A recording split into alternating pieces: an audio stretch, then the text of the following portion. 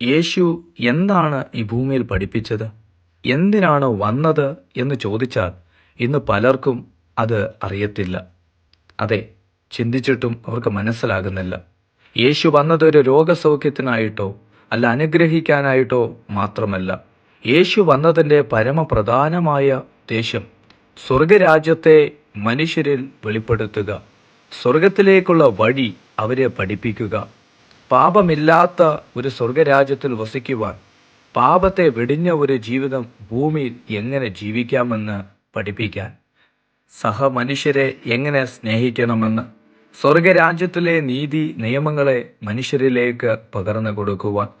അതെ, ആ സുവിശേഷമാണ് ഇന്ന് ലോകമെമ്പാടും പ്രചരിക്കുന്നത്.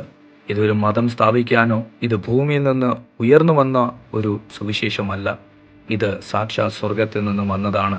അതുകൊണ്ടാണ് തൻ്റെ ശിഷ്യന്മാർ പല വേദനകളും സഹിച്ച് ഇന്ന് ആ സുവിശേഷത്തെ അനേകരിലേക്ക് പകർന്നു കൊണ്ടിരിക്കുന്നത്. ഈ സുവിശേഷം നിങ്ങളുടെ അടുക്കലെത്തുമ്പോൾ എന്താണ് നിങ്ങളുടെ പ്രതികരണം?